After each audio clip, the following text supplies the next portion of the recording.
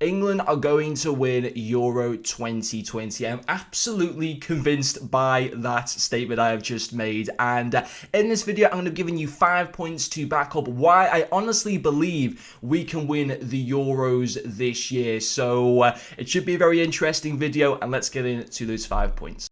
So the first point has got to be Harry Kane has been absolutely on fire once again for Tottenham Hotspur, and it's got to the point where it does look like he will be leaving Spurs at the end of this season, whether it's to go to Manchester City, United, maybe even to Barcelona or a PSG abroad. I would personally think he'll be going to Manchester City, but his form of this season, currently going to the final day of the season as joint top goal scorer alongside Mohamed Salah on 22 goals. He has been consistently brilliant once again for Spurs this season, and also for England. He's continued to deliver in many games. We saw back in the 2018 World Cup, the last major international competition, he was the Golden Boot winner of that competition. And whilst there are various other good nations within this competition that do have world-class strikers on offer, you know, Poland of course have got Robert Lewandowski, but he's never really delivered on the major international stage for Poland. He has fantastic players playing around him at Bayern Munich, and he's absolutely brilliant for them, but he's never quite done it consistently for Poland, and I can't quite see that changing again this year. But then also you got Karim Benzema, who's just been brought back into the France squad, but it's the first time due to many kind of personal reasons and fallings out and all sorts of stuff that have gone on. You know, he's been left out of the France squad for numerous years, but he's back in this year and he's a great striker. But Harry Kane, you cannot overlook how well he has done, and the fact that he was the major goal scorer, the top goal scorer at the last international tournament. There's no reason why he can't continue that form going into this tournament, especially, you know, if anything, the England team has grown even more from that 2018 World Cup into the 2022. We've got a better midfield, we've got a better attack, we've got a whole better team in general that's going to fit Harry Kane's style of play a lot more.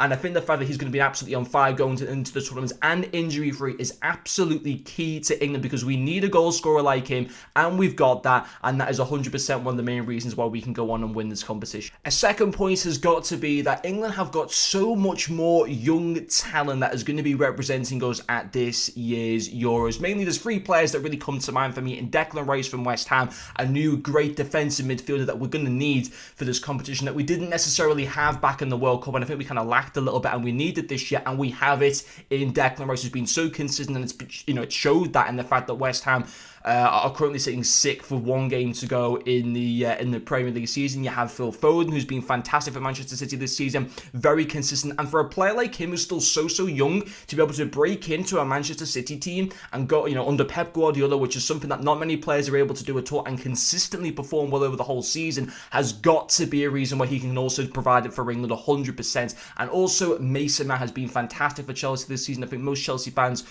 will probably agree with me when they say that he will probably go on to be the player of, Chelsea's player of the year. He's been fantastic in helping them to try and get Champions League qualification, getting them to the FA Cup final. Okay, they ultimately lost that, but he still very much helped them get there. And then also their route to the Champions League final, he was also pivotal in being able to get them there to potentially try and win their second Champions League. And those 3 talents are going to be fantastic. Foden and Mount are much more better improvements on the likes of Jesse Lingard. Now, don't get me wrong, Lingard has done well for West Ham this season, but I honestly think more consistently Foden and Mount are just a little bit better, going to be able to run a little bit more of the opposition defenses and just cause a little bit more havoc.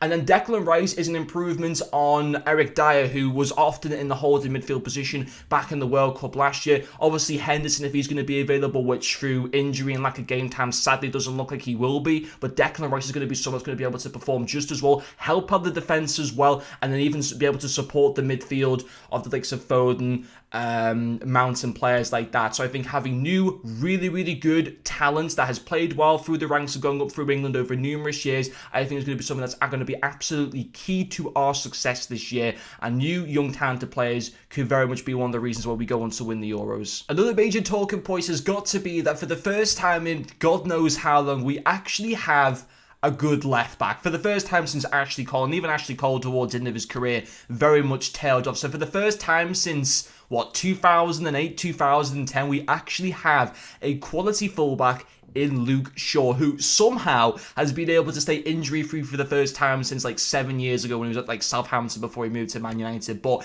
he has been brilliant this season. Remember at the start of the year, Alex Telles from FC Porto joined United for just over £15 million. He's hardly had a look in because of how good Luke Shaw has been. He's been absolutely brilliant. I remember in the World Cup last year, England were often, or not last year, back in 2018, were often playing either three at the back formations of Stones, Maguire and Kyle Walker, which didn't quite work out, or they were sometimes playing five at the back formations, having Ashley Young as a left wing back, which I never rated him, if I'm totally honest, and then also having Kieran Trippier as a right wing back. Three at the back and five at the back did not fit the system. We're having a four at the back formation of Stones, Maguire, having Luke Shaw in that left back position, and then either Trippier or Trent or Reece James or whatever in the right back position. But having Luke Shaw, he's been brilliant both on the attack, both on defensively this season. He is going to be key. I know he's only in a full-back position, but we've honestly lacked a quality full-back for a number of years now. I don't think we can call Ashley Young that properly as like a quality England full-back. He was always best when he was at Aston Villa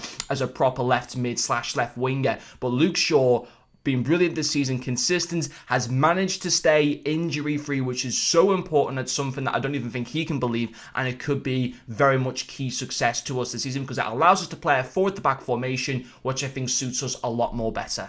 Another point is that we are actually the joint bookies favourites to be able to go on to win the Euros. And I know obviously just because what the bookies say doesn't necessarily mean it means that that particular team is going to go on to win the tournament, but it certainly means that it stands us in good stead. And we're currently the joint favourites alongside France at 5-1 according to Bet365. I'm not trying to promote it or anything like that. That was just the first website that I looked at. The joint favourites alongside with France at 5-1, followed by Belgium at 6-1. Now the benefits that England, I think, already have over France is you just have to have a look at the groups. England got Croatia, Scotland and Czech Republic, who are still, half decent teams, but it should be a group that England should 100% be winning. Now, France don't have an easy group. In fact, they got the hardest group of the whole tournament in Germany, who, fair enough, they don't have a very good defense for this tournament, but their midfield is fantastic in Joshua Kimmich, in Leon Goretzka, Serge Gnabry, Leroy Sané. You can never write off Timo Werner either. Portugal still have players like Ruben Diaz, who was the Football Writers Player of the Year for Manchester City this season. Is going to be fantastic at the back. They got players like, Nelson Semedo, they got, obviously Cristiano Ronaldo, Bernardo Silva, they've still got, João Felix as well. They have still got a very exciting team. And even Hungary, don't write off the Hungarians because Daniel Szoboszlai is a fantastic young talent. He's been playing his football at RB Leipzig this season in the Bundesliga, and he is a fantastic talent. Don't write him off either. So although France have got like a fantastic team, but they are in the hardest group, and if they finish second in their group and, they could very easily get someone difficult in the last 16 draw, it's far from a guarantee they will finish first in their group. So I think that already stands England in further good stead for the fact that they're in a much more easier group. You'd hopefully like to think that maybe after the first two games, we might potentially have already qualified ourselves. France might struggle, although they've got a fantastic team, but you can never write off Germany and Portugal. I know that they don't have their best teams compared to in previous years, but never write off a big nation. So France, I know they've got a good team, but they're far from guaranteed to be able to go even through that group because we've seen a lot of shocks in the past. So I think that certainly stands us in good stead there.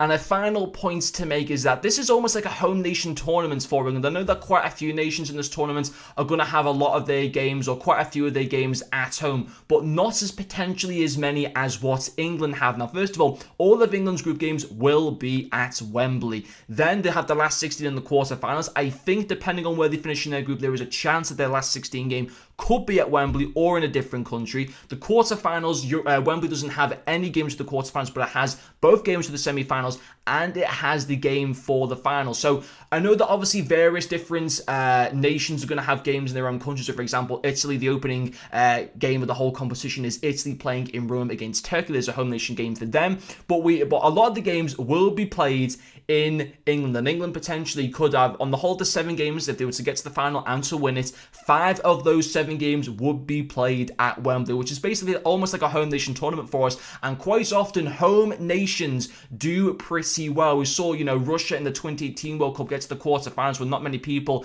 expected them to do well. We also saw back in the 2002 World Cup when South Korea and Japan hosted that. I believe that South Korea got to the semi-finals of that competition, and also Japan did pretty well themselves. So home nations tend to outperform themselves, and that's just another point to kind of take into consideration, that England will have all their group games at home, and then if they would get to the semi-finals and the final, those games would also be played at Wembley, and potentially a last 16 match could also be at Wembley. So there is a potential chance, maximum of 2 games not at Wembley, but also potentially 1 game just not at Wembley. So that is another point to take into consideration. And they are all the 5 points that I have made. Hopefully you guys have enjoyed this video. Thank you very much for watching, and I'll see you guys later.